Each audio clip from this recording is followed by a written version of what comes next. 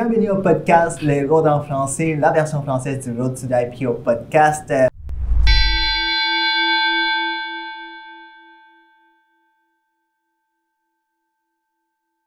Avant de commencer le podcast, je juste tiens à souligner nos partenaires KBS Network, le studio ici en Longueuil. Pour ceux qui veulent avoir un studio pour leur podcast, vous pouvez venir ici à KBS Network. Je vais mettre le lien de leur site web sur la description. Et aussi, je tiens à souligner le travail des productions Modus Operandi, Nicolas Sotomayor, notre technicien qui était tout le temps là avec nous. Aujourd'hui au podcast, une émission en français. Puis j'ai le grand plaisir de recevoir quelqu'un que je vois vraiment rouler sur les réseaux sociaux. C'est un entrepreneur et il y a plein d'entreprises. C'est Jocelyn Grégoire, investisseur immobilier, fondateur du Mordi de l'immobilier et aussi un entrepreneur à temps plein. Yes! Salut, ça va bien? Comment ça va? Ça va très bien. Merci de venir au podcast. C'est un plaisir. Oui. Fait que pour ceux qui ne te connaissent pas, est-ce que tu peux te présenter? Ben, je suis père de 3 enfants. J'ai un petit gars de 21 ans, une fille de 12 ans, une fille de 10 ans. Je suis entrepreneur depuis que j'ai 18 ans. Okay. Donc, je me suis fait mettre dehors de l'école secondaire. Okay. Puis, je me cherchais un job, évidemment, dans le journal. Dans le temps, on cherchait des jobs dans le journal. Okay. Puis, j'ai vu une annonce sur se lancer en affaires, donc un cours pour devenir entrepreneur. Okay. J'ai suivi le cours à 18 ans, puis 4 mois plus tard, j'étais en affaires. Mais là, tu dis qu'il y avait un cours pour devenir entrepreneur dans le temps. Oui, un cours collégial. J'avais réussi à me faire inscrire sans diplôme d'études secondaires au cégep, en démarrage d'entreprise. Puis, c'est un cours qui durait 4 mois. C'est une attestation d'études collégiales. Okay. Puis, je suis arrivé comme au cours, puis j'avais même pas de projet. Donc, les gens présentaient au premier cours leur projet au professeur en avant. Ils expliquaient c'était quoi leur projet. Puis, tu sais, j'étais comme le 5e en ligne. Fait qu'il y avait 5 personnes qui ont décrit leur projet pour que j'aie le temps de bâtir un business case dans ma tête. Okay. Puis, quand j'ai lancé mon idée, le professeur a dit « Je connais quelqu'un qui va en entreprise dans ce domaine-là. » C'était quoi le domaine? C'était dans le fond, c'est du scellant pour asphalte avec une division où est-ce qu'on faisait des réparations d'asphalte, les entrées asphaltées là, de résidentiel. Mais toi, est-ce que toi, tu crois ça, étudier l'entrepreneuriat? Parce que tu as fait en AIS. Bien, on n'étudie pas l'entrepreneuriat. On va étudier la comptabilité, le marketing, les choses qui sont autour de l'entrepreneuriat. Ouais. L'entrepreneuriat, selon moi, c'est inné. Là. Ça vient à l'intérieur de nous-mêmes. L'entrepreneuriat, c'est la débrouillardise, c'est la créativité, c'est des choses que tu peux développer tranquillement pas vite, mais étudier ça, c'est difficile. Tu l'as ou tu l'as pas, selon moi. Mais pourquoi est-ce que tu avais décidé de prendre en cours? Est-ce que tu aurais pu commencer ton entreprise tout seul, mais tu avais besoin de tous ces trucs de comptabilité? J'aurais probablement pu commencer tout seul. Ouais. Par contre, à cet âge-là, je pense pas que j'avais la confiance nécessaire en moi pour développer des projets comme ça. Donc, le fait d'aller dans un cours comme ça m'a donné certaines connaissances. Puis, ce bagage de connaissances-là m'a permis de mettre un pied devant l'autre tranquillement pas vite puis de devenir un bon entrepreneur. Puis, est-ce qu'on peut parler, pourquoi ils t'ont mis dehors de l'école au secondaire? T'avais-tu absentéisme, j'avais des mauvaises relations. Fait que l'absentéisme, j'étais pas souvent là. J'ai fait comme 3 fois mon secondaire 4. Donc, la première fois, je l'ai fait jusqu'au mois de mai. Imagine, ils m'ont mis dehors à la fin du mois de mai. Mes notes passées, il restait 3 semaines à faire à l'école. Fait qu'ils m'ont mis dehors parce que mon comportement n'était pas exemplaire, disons. Après ça, l'année d'après, j'ai taffé jusqu'au mois de février. Puis l'année d'après, je me suis inscrit. Après quelques jours, j'ai décidé de plus y aller. Mais est-ce que tu as eu ton diplôme? Non. Secondaire 4 n'a jamais été complété. Ah, wow. Ouais. Fait que j'ai été sur le marché du travail après. J'ai détesté ça. Puis c'est pour ça que je me suis lancé en affaires rapidement, là, parce que avoir une job de 9 à 5 ou de 8 à 4, là, c'était vraiment pas fait pour moi. Moi, quand je suis prêt, il faut que je travaille. Puis si je suis prêt à 6 h le matin, bien, je vais aller travailler tout de suite. Je ne veux pas attendre à 8 ou 9 h que la shop rouvre. Fait que c'était trop difficile pour moi d'avoir une discipline de ce côté-là. J'ai beaucoup de discipline dans la vie, mais avec mon cycle, avec ce que je ressens à l'intérieur, pas avec un horaire prédéfini puis des choses comme ça. C'est pour toi, l'école, c'était vraiment difficile. Là. Tu te sentais déjà que c'était pas pour toi. C'était difficile d'aller à l'école de telle heure à telle heure. Si on m'avait permis de dire, vas-y quand tu veux, mais faut que tu y ailles, je sais pas, moins 5 ou 6 heures par jour, ben je l'aurais mis dans des heures où est-ce que moi, j'étais à mon pic puis je suis capable de développer. Oh, wow. Fait que tu as commencé ta première entreprise, tu l'as gardée pour combien de temps? Une dizaine d'années à peu près. Une dizaine d'années? Oui, une dizaine d'années. Le seul mauvais côté de ça, c'est que l'asphalte, c'est saisonnier. Hein? Fait que j'étais super riche l'été, super pauvre l'hiver. Fait que j'étais tanné un peu de ça. L'autre chose aussi, c'est que c'était très physique, puis j'étais tout le temps sale. J'étais un petit peu coquet, fait que j'aime ça avoir des beaux habits, puis là, j'étais tout le temps mal habillé tout l'été, fait que c'était le côté un petit peu plus ridicule là, de cette entreprise-là, ça fitait pas avec ma personnalité. Puis un fait à noter qui est drôle, c'est que j'avais 18 ans, je suis rendu à 45 ans et cette entreprise-là existe encore. Ah, tu l'as vendu comme? Oui, j'ai vendu à un ami. Puis lui, ça fait une vingtaine d'années qu'il a continué à développer. OK. Est-ce que tu es le genre, dans ces temps-là, c'était le genre d'entrepreneur tout seul à travailler ou tu avais déjà une équipe, tu savais comment... C'était une petite entreprise, donc j'avais 2, 3 ou 4 employés dans le meilleur temps. Évidemment, moi, je faisais les travaux. Donc, j'étais l'homme qui supervisait tout. Oui. Mon père travaillait pour moi, manuellement. Puis on avait souvent 1 ou 2 vendeurs qui, eux, colportaient autour des jobs qu'on faisait, parce qu'on travaillait à l'extérieur, on faisait du bruit, donc on dérangeait le voisinage. C'était le bon temps qu'un vendeur aille cogner aux portes. J'ai fait du porte-à-porte longtemps. Pour moi, ça a été une super belle école d'apprendre à closer des gens. Parce que, tu sais, ma job, c'était d'aller cogner aux portes, dire, on est dans votre secteur, votre asphalte a besoin d'entretien. Pendant qu'on est là, on peut vous faire un bon prix. Donc, tu sais, j'essayais de closer, mais tu sais, j'avais 18 ans, c'était pas facile. Les gens faisaient pas confiance. Au kid de 18 ans, j'avais beau dire, c'était moi le président de l'entreprise. Tu sais, la confiance, c'était plus difficile à aller chercher.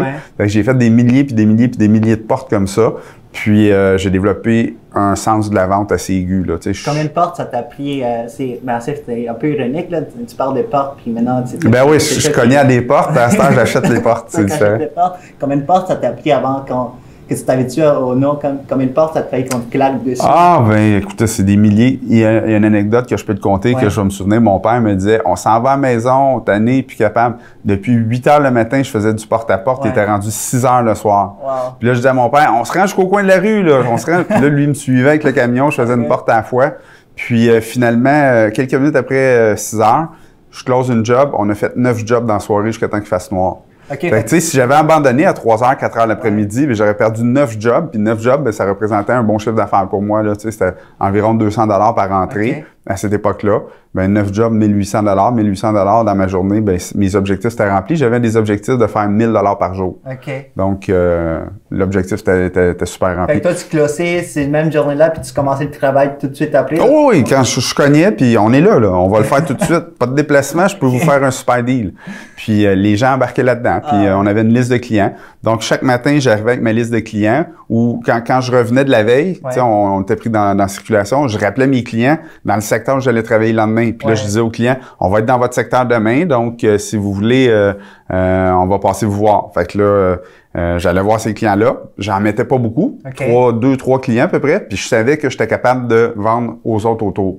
Mais évidemment, étant donné que j'avais juste 18 ans, j'avais moins d'expérience en vente, ça pouvait être difficile. J'aimerais ça retenter l'expérience, voir aujourd'hui avec la prestance que j'ai, l'expérience, d'aller voir faire du porte-à-porte, combien de clients je pourrais closer là, sur combien de portes. Ma moyenne serait probablement un peu meilleure. Mais est-ce que les porte-à-porte, ça marche encore aujourd'hui, tu sais, avec les réseaux sociaux? Je ne sais pas si ça se fait encore. Je sais que moi, à l'époque, c'était très...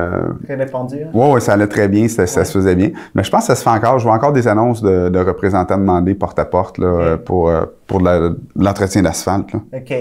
Mais toi, avec tes propriétés, tu vois des gens qui viennent cogner à la porte, tu vois-tu des... Dans les blocs appartements, c'est moins une clientèle de consommateurs. Tu sais, c'est surtout moi, je suis dans les logements populaires. C'est des gens qui ont des budgets très très limités pour les choses de base, là, c'est-à-dire le logement, la nourriture, les transports, l'éducation. Là, quand arrive le temps de consommer des biens ou de se faire vendre des choses, le budget est plutôt limité. Fait que c'est rare qu'à mes blocs appartements, les gens vont venir cogner. Mais de temps en temps à ma maison, il y a des gens qui viennent cogner là, pour me vendre soit de la viande, je sais pas si c'était déjà arrivé, de la viande surgelée ou des gouttières ou des services quelconques, là, du chocolat encore. Les petits enfants qui viennent cogner, là? Ouais. Ça, je t'encourage tout le temps. Moi, je mange pas beaucoup de chocolat, mais j'achète la boîte au complet. Je faisais ça quand j'étais jeune. Tu sais, c'est très difficile, là. J'avais 9 ou 10 ans, puis je vendais du chocolat. Tu sais, je pense qu'on vendait ça 2 piastres, 2 piastres et demi la barre de chocolat, des grosses barres de chocolat. Puis là, il me restait 1 pièce pour moi, puis fallait que je repaye mon revendeur. C'est pas pour l'école? Ouais, mais je n'ai fait pour l'école, mais je faisais aussi comme un travail, si on veut, là, un petit sideline, comme livrer le journal ou n'importe quoi. J'ai touché à pas mal de choses quand j'étais jeune. Fait que tu penses que l'entrepreneuriat, ça commence tôt, surtout parce que toi, tu vendais déjà des choses, tu étais là-dedans. Oui, mais moi, quand j'étais jeune, à partir de 9 ans, j'ai commencé à livrer les journaux. Donc, je livrais le Courrier du Sud sur la Rive-Sud de Montréal. J'ai livré La Presse, j'ai livré le Journal de Montréal, le Courrier Saint-Hubert. Donc, toutes les runs de journaux, là, les gens qui étaient dans le journaux là, à cette époque-là me connaissaient bien, là, je les ai toutes faites. Ensuite de ça, j'ai livré de la bière. Imagine, à 9 ans, livrer de la bière. Ça se fait plus aujourd'hui. Là. Des fois, je pense à ma fille qui a 10 ans, puis je me dis, voyons donc voir si je la laisserais aller livrer de la bière à des gars chauds à 10 heures le soir. Ça n'a aucun sens. Mais moi, je faisais ça. C'était mon quotidien. Le matin, je livrais un journaux quand je me levais. Ouais. Puis là, j'avais un gros, tu sais, les grosses bicyclettes en acier, là, avec un gros panier noir en avant, là. Ben, mes pieds touchaient même pas à terre. Fallait que je donne un élan pour commencer à rouler. Là, je commençais à pédaler. Puis quand je freinais, ben, je tombais sur le côté un peu parce que mes pieds étaient pas assez grands. Donc c'est ça. Le soir, ben, je finissais à l'école. J'arrivais à la maison. Puis à partir de 4 heures, c'était mon chiffre de livraison. Donc, il y avait de la livraison de 4 heures à 10 heures le soir au dépanneur. Puis 10h15, quand j'avais tout serré mes affaires, je revenais. C'était juste au coin de la maison. Mais qu'est-ce qui t'a poussé vraiment, étant jeune, de même sortir, de même, tu sais, même en livrer de caisse de bière? Ben, ma mère était monoparentale, très peu de moyens. Elle a décidé de rester avec ses enfants, tu sais, étant donné que notre père était très effacé. Elle se disait, ben, tu sais, ils n'ont pas de père, mais au moins ils vont avoir une mère. Mais tu sais, c'était pas quelqu'un qui vit de l'aide sociale au crochet de la société. Elle vivait de l'aide sociale, puis elle calquait nos horaires en venant faire du bénévolat à l'école. Donc, de jour, ben, elle arrivait à l'école après nous autres, puis elle pouvait repartir un petit peu avant nous autres pour nous recevoir à la maison après. Donc, elle faisait le bénévolat à l'école. Puis, on avait très, très peu de moyens. Puis, moi, ça jouait un petit peu sur mon estime personnelle. Tu sais, on remonte fin des années 70, début des années 80. À cette époque-là, les parents séparés, c'était beaucoup tabou. Donc, j'en parlais pas à l'école que mon père était pas là, mais les gens, ils voyaient que mon père venait jamais me chercher, venait pas des réunions de classe, puis que je n'avais pas. Fait que, étant donné que j'avais pas beaucoup d'estime de moi, puis que je me renfermais sur moi-même, ben là, les autres jeunes, ben ils le sentaient, fait qu'ils en profitaient. Fait que c'était plutôt difficile, là, mon passage à l'école primaire. Puis, fait que pour me sortir de ça un petit peu, si on veut, ben j'ai décidé de travailler. Donc, en travaillant, ça m'apportait de l'argent. L'argent ne fait pas le bonheur, mais c'est un outil pour que j'ai des vêtements comme les autres, pour que je puisse aller chez le coiffeur puis pas avoir de l'air fou. Puis ça me donnait un petit peu d'estime de moi-même, de savoir que j'étais le gars le plus riche de ma classe. Tu sais, un petit gars de 9-10 ans là, qui a une coupe de 100$ dans les poches tout le temps, ben les autres, ben ils n'ont pas ça là, à cet âge-là. Avec ça, ton estime de soi est montée en quelque sorte? Ben oui, parce que là, j'avais un beau vélo, j'avais des beaux vêtements, je me rendais utile. Tu sais, c'était de rendre un service quand même. Moi, je livrais le journal aux gens qui voulaient lire le journal tôt le matin. Ben mon journal était toujours livré avant 6 heures le matin. Donc, beau temps, mauvais temps, je me levais puis j'allais faire ça 7 jours semaine, presque 365 jours par année. Est-ce qu'il y avait une peur de la propriété? T'avais-tu peur d'être pauvre? T'avais-tu peur de rester dans la même situation? Je pense que je me rendais pas compte qu'on était pauvre. Tu sais, dans ma tête, c'était ça pour tout le monde. C'était comme ça. Tu sais, je voyais autour de moi, c'était des blocs appartements. Mon appartement n'était pas plus ou moins beau que les autres. Là. Il y a certains, puis tu sais, quand il y avait des maisons, c'était des petites maisons dans mon secteur. Fait que, tu sais, dans ma tête, c'était pas... C'était dans le quartier où c'était naturel.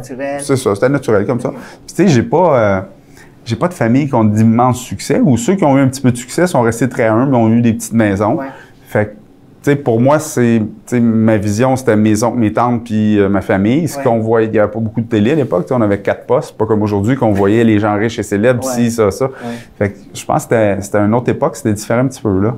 Puis moi, je me sentais pas malheureux là-dedans, mais on est en train d'écrire un livre justement sur mon cheminement. Puis hier matin, je relisais j'avais 6 chapitres à relire, puis je repassais toutes les entrevues que j'ai faites avec la rédactrice.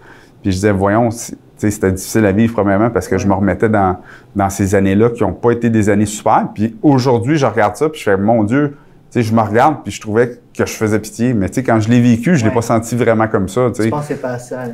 Ben non. Puis en plus, je sais que c'est ça qui a forgé la personne que je suis aujourd'hui. Fait que d'un côté, hier, quand je lisais ça, j'étais, mon Dieu, comme enfant, je faisais pitié. Puis en même temps, je me dis, ben non, c'est grâce à ça qu'aujourd'hui, j'ai toute l'endurance que j'ai, que je suis résilient, que je suis capable de foncer, que j'ai pas peur de me faire dire non, que j'ai du guts, tu sais. Parce que j'ai vécu ces choses-là quand j'étais plus jeune, aujourd'hui, j'ai toutes ces qualités-là. Fait que, tu sais, je peux juste remercier l'univers de m'avoir mis ces obstacles-là sur mon chemin. Mais ce qui me fascine par rapport à toi, Jocelyn, c'est que c'est la façon que tu te comportes maintenant. Tu as beaucoup de succès, mais tu es encore humble. Je pense pas que tu as oublié tes origines. Bien, dans la dernière conférence que j'ai donnée, j'avais une photo de moi assis dans les marches dans le demi-sous-sol où je restais avec mes parents. Puis la photographe, elle tenait dans une main une photo de moi il y a 40 ans, ma première journée d'école, puis j'ai un pied sur une marche, puis j'ai repris la même photo à 45 ans, 40 ans plus tard. Puis oui, c'est important que je me souvienne d'où ce que je viens. Il faut que je me souvienne qu'il y a eu un chemin à passer, qu'il y a eu une évolution. Il faut que je me souvienne de toujours évoluer aussi. Tu sais, là, dans la vie, si tu arrêtes d'évoluer, ben tu stagnes, puis ce qui stagne, ben ça finit par mourir. Fait que moi, mon but, dans le fond, c'est pas de devenir un meilleur entrepreneur, c'est juste de devenir une meilleure personne. Plus que je vais devenir une meilleure personne, j'ai compris, ça fait longtemps que plus je vais être une bonne personne, plus je vais attirer des bonnes personnes, plus je vais avoir des bonnes personnes autour de moi, plus je vais goûter au succès et au bonheur. Oui, c'est ça. Puis ça l'affecte aussi ta famille. Avant qu'on passe vraiment à tout ce qui est immobilier, je vais parler un peu de ta famille. Je pense que tu as 3 enfants, 2 filles et un garçon qui... tu les regardes maintenant, ils sont dans un bon environnement parce que c'est toi qui as amené ça. Oui, mais ça me fait peur un peu des fois. Ouais. Parce que comme je viens de te dire, ce que moi j'ai vécu, ça m'a permis de m'élever et de me rendre heureux. Mais les autres sont peut-être un petit peu plus blasés. Ils ont les besoins sont tous comblés, sont tous remplis. Mais ce que j'essaie de me conseiller à faire, c'est de dire que les moyens que j'ai maintenant, ça leur permet de choisir les choses qu'ils veulent faire. Ils ont les moyens d'essayer ce qu'ils veulent, ils ont les moyens de manquer leur coup. Moi, à un moment donné, quand ma mère a décidé que c'était suffisait puis je m'en allais, ben à 21 ans, là, je suis parti de chez ma mère, puis j'avais pas d'appui financier, puis j'avais pas les moyens, puis j'avais pas d'aide, donc il fallait que j'apprenne. C'était la survie le lendemain. Là. À 21 ans, il fallait que je mange par moi-même, il fallait que je m'occupe de moi-même. Il y en a plein qui l'ont fait, là. Mais moi, quand je l'ai vécu, ça a été un changement de dire, bon, ben j'étais chez maman, là, faut que je vive de moi-même. Mes enfants vont peut-être avoir la chance je vais leur donner un coup de main. On va peut-être acheter un triplex pour qu'ils se ramassent avec un investissement immobilier puis vivent là-dedans leur premier appartement. Tant qu'à vivre dans l'appartement d'un autre, tout se bien d'acheter un triplex puis que ça se paye un petit peu grâce aux autres, puis d'avoir une certaine qualité de vie, puis d'avoir le choix de tenter les expériences qu'ils veulent sans avoir peur de se casser la gueule. Je vais te raconter une petite anecdote de mon fils qui vient me voir il y a printemps passé. Mon fils, il disait, ça fait une couple d'années que j'emprunte ta tondeuse puis que je coupe des gazons. Là, je vais faire ça professionnellement. Je vais acheter un pick-up, je vais acheter un trailer, je vais acheter des gros équipements John Deere. Écoute, juste pour te donner une idée, son plus gros tracteur vaut 27 000. Il fait des wallets avec ça. C'est du gros tracteur. Puis là, j'ai dit, OK, parfait. Ben, il dit, qu'est-ce qu'il faut que je fasse en premier? Ben, j'ai dit, fais un budget, savoir si tu vas faire de l'argent avec ça. Combien il faut que tu coupes de gazon? Combien il faut que tu aies de contrat? As-tu le temps de le faire tout seul? Ça te prend quoi comme équipement? C'est quoi le budget pour acheter ces équipements-là? Ça va te coûter combien par mois sur les finances? Est-ce que tu as des économies? Il a tout monté ça. Puis là, quand il est venu me voir avec ça, j'ai dit, ben parfait, va voir Eric. Eric, c'est lui mon gars de budget. Fait qu'il s'est assis avec Eric. Fait que là, Eric a regardé ça. Il dit, OK, je te reparle de ça. Fait qu'avant qu'Eric reparle à mon fils Cédric, Eric est venu me voir, il dit, écoute, il fera pas bien d'argent avec ça, ton fils, là. Ben, je dis, c'est pas grave. Il va prendre de l'expérience.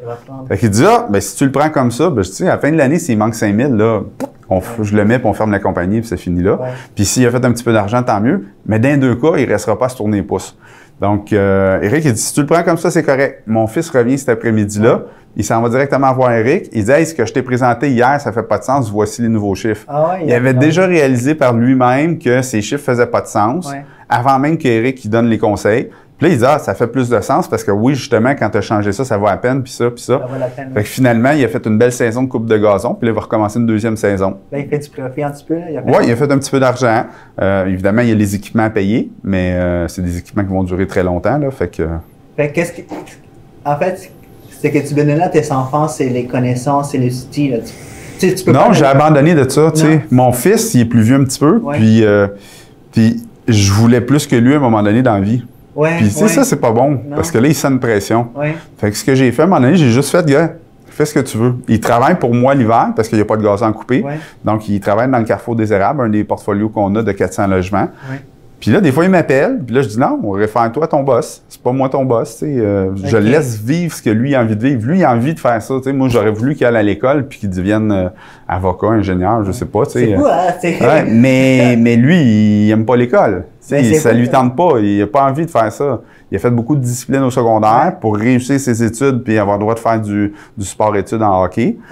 Puis quand il a fini ça, quand il est arrivé au cégep, il s'est inscrit une première fois, il a lâché avant la fin de l'année. Il s'est réinscrit une deuxième fois, il a lâché avant la fin de l'année. Puis là, il dit, je sais pas quoi faire, j'en ai pas envie de faire ça. Je dis, parfait, fais d'autres choses. Puis c'est là, je dis, il s'est aligné vers la coupe de gazon, tout ça. Mais en fait, toi, tu es un papa entrepreneur.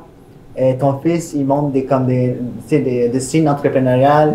Mais toi, dans ta tête, tu voulais qu'il soit avocat. Ça vient d'où, ça tient? C'est-tu parce que tu considères qu'étudier, même si toi, tu n'as pas fini d'étudier, que c'est plus important?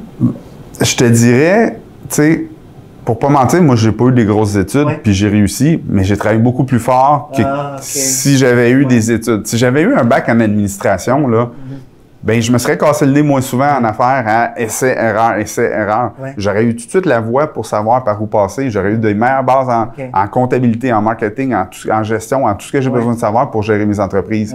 Là, ce que j'ai fait, je fais l'inverse. Je me suis lancé en affaires à 18 ans, puis je me suis cogné le nez à chaque fois, tu sais. Lequel qui est le mieux? J'aurais peut-être pu prendre 4 ans à faire un bac, puis là, arriver avec les connaissances qu'il faut. Je me serais quand même cogné le nez, mais probablement moins souvent. C'est ça. Puis mon cheminement aurait été sûrement un petit peu plus rapide. OK. Fait que toi, tu veux aider ton fils à se casser moins le nez, là. Exact. OK.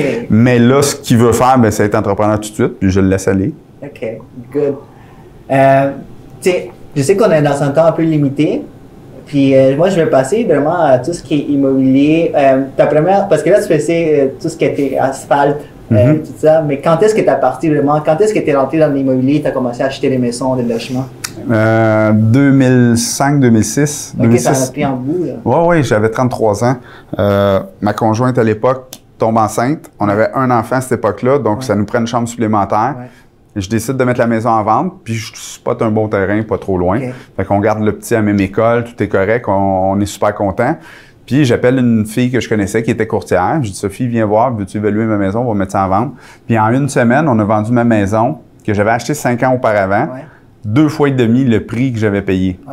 Fait que là, à ce moment-là, j'ai fait, mais pourquoi j'ai pas acheté des maisons à tous les jours de ma vie? Je serais immensément riche. Puis là, j'avais jamais eu autant d'argent d'un coup. Pas d'impôt à payer parce que c'est ma résidence. Je prends une partie de cet argent-là pour faire ma construction. Puis à cette époque-là, j'avais un garage de débossage.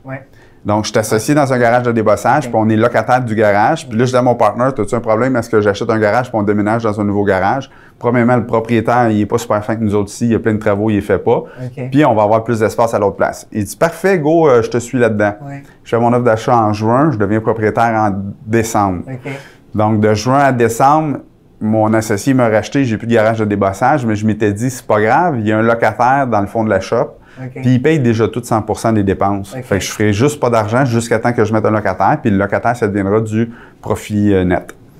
Puis ça, on est le 15 décembre, je suis un peu au-dessus de mes affaires, j'attends après les fêtes, puis je vais m'en souvenir toute ma vie. Après les fêtes, je m'en vais voir M. Carrier. Le monsieur s'appelait comme ça. Puis je dis, bonjour, M. Carrier, mon nom est Justin Grégoire, je suis le nouveau propriétaire. Il dit, oh, oui, j'ai entendu parler de toi. Ben, je m'en venais chercher des chèques post-datés. Parce que moi, je vous le garantis, c'est pas vrai, je vais venir ici chercher des chèques à tous les mois, là. Donnez-moi-en quelques-uns d'avance. Fait que là, il part à rire. Puis là, je dis, ben là, qu'est-ce que vous avez à rire? C'est de la bonne gestion, faire ça comme ça. Puis là, il me dit, c'est parce que t'as oublié de faire ton due diligence, toi, t'as pas étudié les baux, hein? Je dis, là, je sens qu'il y a de quoi qui s'en vient, tu sais. Dans son rire, là, je sentais qu'il était pour m'assommer. Il me dit, c'est parce que mon bail finit ce mois-ci. T'as plus de locataire. J'avais 12 000 $ d'hypothèque par mois qui me rentrait dedans dans 20 jours. Fait que j'étais vraiment, vraiment, vraiment dans le trouble. J'ai pensé rappeler le courtier qui m'avait vendu. Puis j'ai dit, on était 2 à faire de la surenchère sur cet immeuble-là. Peux-tu me donner le numéro de l'autre gars? Puis je suis parti, en hiver, il faisait vraiment très froid. Je suis parti de mon usine, dans le fond. Je suis descendu à l'usine où ce que l'autre personne qui voulait acheter, là, que j'avais comme volé son deal. Puis je me suis assis avec lui pendant 1h30 de temps, à garder mon poker face, à ce qu'il ne sente pas que je suis dans le trouble, puis à le convaincre de venir me louer l'usine au complet. Puis là, je faisais 5 000 $ net à tous les mois. Fait qu'à cette époque-là, je gagnais à peu près 60 000 par année. Fait que faire 5 000 $ net, je venais de doubler d'un coup mon revenu. Fait que ça a été ma première transaction d'immobilier. Ça aurait pu être un gros flop, puis finalement, ça servirait à ce que j'ai eu un bail. Pendant 5 ans, j'ai eu cet immeuble-là qui me rapportait 5 000 par année. Par mois. Par mois. En regardant dans cette histoire-là, c'est qu'est-ce qui a fait en sorte que le gars il prenne ces deals, ces transactions? C'est-tu ton poker face? C'est quoi? Ben, c'est la négociation, c'est les questions que j'ai posées. Tu sais, j'ai demandé c'était quoi sa business. J'ai été comme ratoureux. J'ai parlé de tout ce que je pouvais, à part du fait que j'avais une opportunité pour lui. Fait que j'ai demandé c'était quoi sa business, est-ce que tu es bien ici, pourquoi tu veux déménager. J'ai confirmé que c'était laid, puis que c'était puait, puis qu'il y avait des trous dans les murs, puis que ça avait pas de sens. Je l'ai laissé aller. Puis là, après ça, j'ai dit, moi, j'ai 2 options. Soit je rentre mon garage là, mais je l'avais plus, j'ai fait semblant. Ou soit je pourrais tout te louer si jamais ça t'intéresse, parce que j'ai une autre option pour mon garage. Fait que je venais te voir juste pour te dire ça. Puis le lendemain, il m'a appelé, puis même le soir même, sur une poignée de main, il m'a dit c'était beau. Le lendemain, il m'a envoyé une ébauche de beau. On a signé ça ensemble, puis je me suis comme un peu libéré financièrement. On n'est pas riche à 5 000 par mois, mais 5 000 par mois à rien faire, bien, ça me permettait de pouvoir dire, je peux prendre des vacances, aller penser à ce que je vais faire, je peux me payer un coaching immobilier, je peux me payer la semaine des millionnaires avec le club des investisseurs immobiliers. C'est là que j'ai tout fait ces choses-là, puis ça m'a porté fruit. Fait que tu avais utilisé certaines techniques, tu dis, comme si les locaux étaient presque déjà loués, il y avait d'autres personnes qui s'étaient intéressées à ça. Certaines. Okay. Bien, ce que j'ai fait, c'est que je me suis intéressé à personne pour commencer. Okay. Cette personne-là a eu du plaisir à me raconter sa vie. Ouais. Il s'est ouvert. Puis quand j'ai mis une opportunité, il n'a pas cherché à savoir pourquoi. On était rendu bodé-bodé. Oh. Fait que, tu sais, j'ai fait comme le tour de son jardin à lui, je l'ai laissé parler, puis toujours des questions bien ouvertes, parce que je savais pertinemment que la réponse que j'attendais était des réponses qui étaient pour me donner. Okay. Fait que je donnais des questions ouvertes pour que lui parle beaucoup, puis j'écoutais, puis j'analysais. Est-ce que ça peut m'aider à le closer? Est-ce que ça peut m'aider à le closer? Ouais. Quel élément va faire que je vais pouvoir y sortir un liner qui va faire « OK, go, je vais louer chez vous. » OK. C'est bon? On est encore du temps? 5 minutes. All right. Wow. Fait que ça, c'est une histoire, là, on est dans le film. Oui. Est-ce que tu vas sortir en film à un moment donné? Je pense pas. Parce que tu fais un livre. Oui, on est en train d'écrire un livre. On va avoir fini probablement en mars. On est prêt à imprimer. Dans le fond, c'est le parcours que j'ai eu pour arriver à ce que je fais aujourd'hui, là, à devenir la personne que je suis aujourd'hui. Mais c'est aussi autre chose qui est intéressant, c'est que il y a beaucoup de gens dans l'immobilier, il y en a des très riches, mais ils sont souvent pas trop présents dans les réseaux sociaux et toi, tu fais juste apparaître là-dedans. Tu es comme grandi. Le Journal de Montréal avait dit aussi que tu étais comme un des influenceurs de l'immobilier. Oui, le Journal des Affaires, j'étais dans les influenceurs. Oui, les affaires. On a commencé ça, dans le fond, les mordus d'immobilier, parce que c'est par là que ça passe, le rayonnement des réseaux sociaux. Ouais. On avait commencé ça simplement à faire un 5 à 7 qu'on avait brandé mordus d'immobilier. Puis on avait fait un groupe sur Facebook pour inviter des gens. Ouais. Fait qu'on a invité des gens, on a invité des gens, on a invité des gens. Premier 5 à 7, on était 35, le deuxième 45, le troisième 75, 100, 200, 300. Puis là, régulièrement, on est 300 à 400 personnes, 300 à 400 mordus qui se réunissent, soit pour un 5 à 7, une journée de formation ou un lancement de magazine. Fait que ça grossit. Puis là, ben, c'est selon moi la plus grosse communauté d'entraide en investissement immobilier. Ouais. On a ajouté à ça un magazine d'information parce qu'il n'y en avait pas au Québec. Donc, on publie chaque année deux numéros. Ben, avant, c'était 3, mais là, on a réduit à 2. 2 numéros du magazine Mordus d'immobilier pour aider les investisseurs immobiliers. Puis notre mission est écrite dans la salle de conférence, aider le plus de gens possible à se libérer financièrement grâce à l'investissement immobilier. Wow. Donc, les Mordus d'immobilier, c'est notre plateforme pour inspirer les gens, les aider à faire de l'investissement immobilier. Puis là, à travers ça, on a plein de produits. T'sais, on travaille avec Selma Finance, donc on fait du prêt privé pour aider les investisseurs ou est-ce qu'il n'y a pas de produits que les banques peuvent offrir? Ouais. Les banques, des fois, ils veulent, ton projet il est bon, ils veulent t'aider, mais il n'y a pas de produit pour un immeuble 6 logements vide. Okay. Donc, ils se disent, je peux pas te passer, il n'y a pas de locataire. Mais des locataires, je vais te passer. Mais là, tu viens voir Selma Finance, on va te faire un prêt, tu achètes l'immeuble, tu mets les locataires, tu retournes voir la banque. Puis ils vont t'accepter. Ils vont t'accepter parce que là, tu remplis les critères de la banque. Parce que les banques, c'est des grosses machines, puis tu sais, c'est difficile d'avoir une histoire avec eux autres. On a un fonds sur marché dispensé qui s'appelle Capital Immo Privé. Okay. Donc, les gens qui ont des régimes enregistrés d'épargne, comme les REER, les CELI, les FER, les FEE, épargne-études. Toutes ces choses-là, ben, on les met dans un compte fiduciaire. Nous autres, on a une entente, on a une notice d'offre. Puis, on prend cet argent-là du compte fiduciaire, puis on fait des prêts hypothécaires avec ça. Donc, on aide les gens via leur régime enregistré à s'enrichir. Puis, on aide aussi nos mordus d'immobilier à faire des projets immobiliers avec cet argent-là. Fait que c'est un fonds qu'on a parti il y a un an et demi. Puis, ça va super bien. On a des beaux rendements pour nos investisseurs. Puis surtout, on aide, puis on est en lien avec notre mission d'aider le plus de gens possible à se libérer financièrement grâce à l'investissement immobilier. Ça sortit, là. C'est comme tu l'as pratiqué. Ah, je l'ai dit 1 million de fois. Je l'ai dit 1 million de fois, celle-là.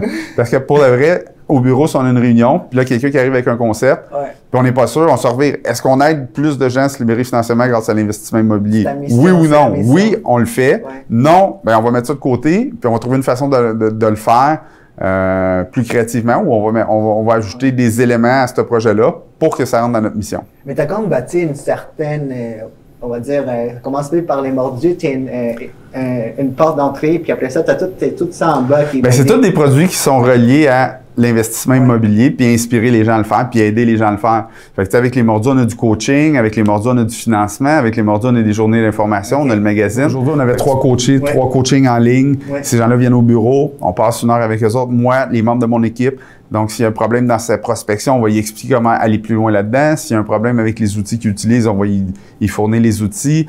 S'il y a une transaction spécifique, on la travaille avec lui. Puis surtout, on lui donne des devoirs jusqu'au mois d'après pour s'améliorer et devenir un meilleur investisseur, pour se rapprocher de ses buts. Donc, le coacher, à son premier coaching ever, on fait ses buts avec lui. Qu'est-ce que tu veux faire dans la prochaine année? Ça dure 12 mois. On va maximiser ton temps. On va s'assurer que tu passes à travers le plus de choses possible pour arriver à la fin de l'année et que tu sois un meilleur investisseur. Combien des business d'affaires est-ce que tu penses que ton image personnelle amène à toutes tes compagnies? Peut-être que tu te promènes en étant Jocelyn Grégoire. Ouais. Les gars dans l'immobilier, en influenceur, selon les journaux des affaires. Est-ce que tu le vois, en publiant, en mettant des photos, en racontant ton histoire? C'est quand même extraordinaire. On fait des sociétés en commandite. Ouais. On lève des fonds de 10 millions avec des investisseurs qui viennent investir avec nous autres. Ouais. On fait du prêt privé, on a plus de 25 millions sous gestion. Donc, on est en mesure de faire pour 25 millions de dollars de prêts en ce moment sur qu'est-ce qu'on gère. J'ai un réseau d'affichage publicitaire numérique qui s'appelle Crackboom Media. Donc, on est à travers le Québec avec 350 écrans. On a changé un petit peu le concept, puis on s'est implanté en Ontario. Premier 3 mois d'opération, 150 écrans installés. D'ici la fin de l'année, on va avoir plus de 1000 écrans d'affichage publicitaire numérique à travers le Québec et l'Ontario. Dans les épiceries? Épiceries, dépanneurs, stations-service, comptoir lunch, toujours près de la caisse enregistreuse ou du terminal Interact pour être certain de compter le nombre de transactions qu'il y a. Ça nous permet d'auditer le nombre de gens qui passent devant nos écrans. Puis là, c'est l'achalandage qu'on va vendre. Avec une publicité comme? Oui, il y a 45 publicités en ligne. Des publicités de 8 secondes, ça tourne en boucle. Est-ce que les gens vont presser quelque chose? Non, touche à l'écran, ça ne bouge pas. OK, ils vont juste voir les publicités. Oui, c'est des publicités généralement statiques, vidéo, pas de son. OK, good. Mais tu sais, toi, tu as tout ça, mais toi, ton image personnelle, tu sais, Jocelyn Grégoire, ça l'amène la business. Oui, les gens me connaissent maintenant. Pourquoi? Parce que je partage ces réseaux sociaux, parce que je donne des tranches de vie, je donne des trucs, je mets mes états d'âme aussi sur les réseaux sociaux. Fait que ça me rapproche des gens. Puis là, ces gens-là aiment ça être proches. Ils vont venir investir chez nous, ils vont venir investir avec moi, ils vont investir dans moi, ils vont investir via mes projets. C'est ça. Fait que ça, c'est tout du capital de sympathie que je vais chercher grâce aux réseaux sociaux. Sympathie, c'est ça. Cool. Ça devient plus facile de faire de la business après. Les gens ils ont l'impression de te connaître. Ils ont confiance déjà, là, parce qu'ils te voient souvent. Exact. Mais, tu sais, dans ce sens-là, pourquoi est-ce qu'il y a beaucoup de gens dans l'immobilier qui restent cachés? Toi, t'es comme... avec d'autres qui sont plus... moi, je suis peut-être plus ouvert, ça me dérange pas. Ma mission aussi, c'est d'aider les gens. Je peux pas aider les gens cachés. Si je veux aider les gens, il faut qu'ils le sachent.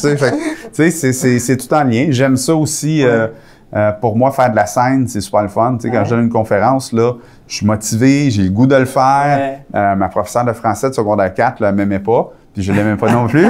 Puis elle me trouvait pas bon en français. Mais je suis quand même un très bon compositeur quand je compose mes liners pour mes conférences, ces choses-là. Mon coach, il fait « Wow, t'as une belle plume, c'est le fun de lire ce que t'écris. » Là, je suis tout « Voyons donc, pour moi, t'as jamais jasé avec ma professeure de secondaire 4, toi. » OK. Et en plus, dans les entrevues aussi, t'es vraiment à l'aise, t'es super, puis... À force d'en faire, au début, là, j'essaie encore d'effacer le vidéo de ma première conférence sur YouTube, je suis pas capable.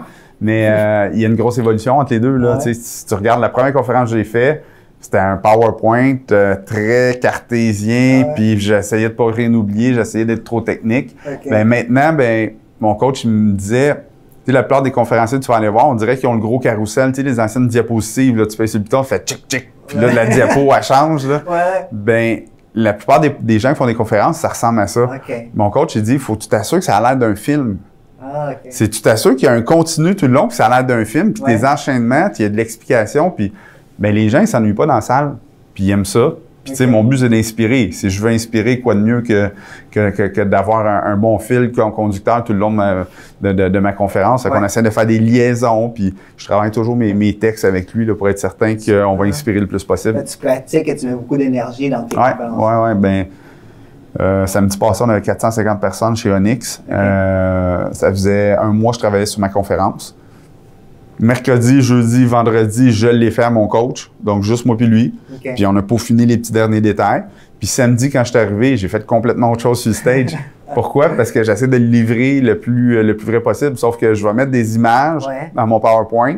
Puis là, je dis, j'ai cette histoire-là à raconter, j'ai cette histoire-là à raconter. Puis là, je fais des liaisons entre les deux. Puis en bout de ligne, ça donne une conférence qui est inspirante. C'est ça. inspire les gens qui sont là. La plupart des gens dans ces conférences immobilières, c'est-tu des hommes moins, quand même jeunes? Ben, dans les mordus, on a 65 d'hommes, 35 de femmes. Okay. Donc, dans les conférences, ça ressemble beaucoup à ça. Là. OK. C'est en quelle tranche d'âge, tu dirais? 25-45. Est-ce que là-dedans, tu vois, toi, tu as réussi, là, ça se voit, tu réussis bien, tu as bâti ton entreprise, mais là-dedans, est-ce que tu vois des jeunes qui se lancent puis que tu penses, même, c'est peut-être qu'il n'est pas fait pour ça? Ou est-ce que tu penses que tu peux aider? Il n'y a personne qui n'est pas fait pour qu'est-ce qu'il a envie de faire. Okay. Si cette personne-là a vraiment envie de le faire, elle n'a peut-être pas les compétences, mais elle va être capable de le faire. Ouais. Moi, je suis convaincu que tout le monde est capable de faire à peu près tout, pourvu que tu aies la bonne raison de le faire. Ouais. Si tu as un bon pourquoi, tu vas arriver à le faire. Ouais, c'est ça. Retenir, je sais pas moi, une roche à bout de bras au-dessus d'une falaise pendant 1 heure, probablement tu ne seras pas capable. Ouais. Mais si tu tiens la main de ton enfant puis il tombe dans le vide, ça se peut-tu que tu sois capable de le tenir? Fait que j'ai une bonne raison de tenir la main pendant 1 heure pour pas qu'il tombe dans le vide, tandis que la roche, je fais bon, qu'elle se casse la gueule, la roche, je m'en fous. OK. Mais est-ce que tu le vois là-dedans? L'immobilier, ça a tout le temps été fascinant. Ça a tout le temps été cette image de quand on rentre là-dedans, on fait plein d'argent. C'est pas vrai qu'on fait plein d'argent en immobilier. Mais ça, c'est en général. Mais ça, c'est pas on vrai. va faire de l'argent à long terme. Mais à court terme, là, on va travailler pour un salaire de crève-faim. Le cycle de l'immobilier, c'est à peu près 5 ans. Puis on va cash out, on va sortir de l'argent de là. 2 façons, à disposition. Si on vend l'immeuble, on va récupérer de l'argent, on en donne la moitié au gouvernement. Puis sinon, au refinancement. Donc, on refinance, puis là, on fait un retrait d'équité. C'est les seuls moments où on va faire de l'argent parce que durant le processus d'entretien de ces immeubles-là, le cash flow que ça génère, c'est très minime. Puis si tu le dépenses, ben, à un moment donné, tu as une toiture à faire puis tu n'as pas d'argent. Fait que day to day, c'est pas super payant l'immobilier. C'est que ça capitalise, c'est-à-dire que ton hypothèque va diminuer. Donc, à tous les mois, les locataires te donnent un loyer. Toi, avec ça, tu payes l'hypothèque. L'hypothèque diminue. Là, tu t'es enrichi sur ton bilan. Puis à toutes les années, puis à tous les renouvellements de baux, tu vas augmenter les loyers. Tu augmentes ta valeur économique, augmente ta valeur économique, augmente ton pouvoir d'emprunt, mais aussi augmente la valeur que tu vas pouvoir vendre l'immeuble. OK. Parce que tu fais des rénovations, tu entretiens, tu augmentes le loyer. C'est ça. Mais est-ce que c'est ça que tu dis aux jeunes qui commencent, tu dis, écoute, tu ne vas pas perdre d'argent en live maintenant? Là, tu leur dis? C'est sûr, je le dis ça. C'est sûr. Si tu fais ça pour devenir riche demain matin, ça ne fonctionnera pas. C'est un projet. Ben, je te dirais qu'ils s'en attendent un peu. Là. Mais souvent, les gens, ils s'en attendent, mais ils le font pas. T'sais, ils s'attendent à ce que ça va être long, mais ils se découragent après 1 mois. Mais ça prend plus qu'1 mois pour devenir un bon investisseur immobilier, faire de l'argent immobilier. Oui, tu peux faire des transactions court terme. Tu peux faire des flips, tu peux vendre tes promesses d'achat, c'est encore plus court terme. Fait qu'il y a plein de choses autour que tu peux faire. Mais en tant qu'investisseur, bâtir un portfolio immobilier, il n'y a rien de payant là-dedans avant plusieurs années. Je fais souvent la comparaison avec le bambou. Tu savais qu'un bambou, quand tu le plantes, ça prend 5 ans à ce qu'il y ait un petit bout de tige qui sort. Dès que ça commence à sortir, ça lève de 40 pieds dans les airs. Mais l'immobilier, c'est la même chose. Tu fais pas d'argent pendant 5 ans, mais la journée que tu en fais, tu fais comme « wow, j'ai fait 2, 3, 400 000 ». Oui, ça coupe tout ce que tu as passé. Exactement, c'est ça. On est presque vers la fin. J'avais 2 sujets, si tu me laisses le temps. Moi, je veux savoir par rapport aux femmes dans l'immobilier, est-ce que tu vois qu'ils ont une meilleure capacité dans ça ou c'est vraiment juste comme dominé par des hommes ou les femmes ont quelque chose de différent? Je pense que l'entrepreneuriat en général, il y a plus d'hommes. C'est dans notre culture, c'est comme ça. Mais les femmes sont de très bonnes investisseurs immobiliers. Par exemple, la VP Opération chez nous, c'est une dame. C'est elle qui fait toute la gestion de tous nos immeubles. Tu me demanderais où est-ce qu'on est rendu dans quoi, ben, je te référerais à Stéphanie. Donc, VP Opération, une dame. Puis, je pense qu'ils ont une minutie du détail. Les femmes, ils pourraient, à la limite, pour être meilleurs que les hommes. Pourquoi? L'empathie. Tu travailles avec des locataires. Tu travailles surtout avec des locataires, puis dans mon cas, c'est des logements populaires, donc qui ont pas beaucoup de moyens. Fait que l'empathie est importante. Moi, je suis un gars, j'ai pas beaucoup d'empathie. Fait que si tu viens me brasser, je vais t'envoyer chier, puis ça finit là, tu sais. Tandis que Stéphanie, elle, a plus d'empathie. Les gérantes qu'on a, ils ont plus d'empathie. Donc, ils vont se mettre à la place du locataire. Puis là, ils vont se dire, bon, ben si j'étais pauvre comme lui, puis j'avais pas ma paye, ben je paniquerais aussi un peu. Fait que je vais le laisser me crier après parce qu'il a pas payé son loyer. Mais moi, je me laisserai pas crier après parce qu'il a pas payé son loyer. Je vais faire, non, gars, on a un contrat. Le contrat, c'est le premier du mois. Va voir ton père, va voir ta mère, va voir ton banquier. Mais va pas voir ton propriétaire pour reporter ton loyer. Je m'attends à te payer le premier. Les autres, ils vont dire, ben viens me voir jeudi, puis c'est moins de trouble, il y a moins de conflits. Dans tes entreprises, j'ai l'impression qu'il y a plus de femmes qui donnent. C'est-tu ça? Non, on est pas mal moitié-moitié. Moitié-moitié? Oui, moitié-moitié, presque. Il y a peut-être une... Non, c'est 50-50. Mais tu vois que ça l'amène vraiment un changement, avoir quand même des femmes et d'hommes. Moi, je m'entends mieux avec les femmes naturellement. Ouais. Là, les monde vont dire, ben oui, Jocelyne, les femmes, aiment ça, les femmes. Non, je ne suis pas disponible, mais naturellement, j'ai un fit qui est plus facile à avoir des amis filles que des amis gars. Ouais. Peut-être pour ça aussi là, qu'au bureau, j'aime ça m'entourer, mais il y a une caractéristique, quand on fait l'embauche, c'est pas que ce soit un gars ou une femme, mais il faut que tout le monde soit des investisseurs immobiliers chez nous. Okay. Si tu es propriétaire, tu vas comprendre ma réalité, puis on va bien collaborer ensemble. Ouais. Donc, chacun de mes employés a des immeubles ou est en voie d'acquérir des immeubles. Donc, on engage vraiment juste des mordus d'immobilier qui vont venir travailler chez nous. Pourquoi? Bien, pour être proche, avoir le coaching, développer leurs affaires. Alexandra travaille chez nous depuis 2 ans. Je pense qu'elle est arrivée, elle avait 5 ou 6 portes. Elle a 38 portes maintenant, en 2 ans. Elle a tout fait ça, elle travaille ses activités de soir, de fin de semaine, puis elle travaille ses activités au bureau. On laisse la créativité de ces gens-là de gérer leur horaire.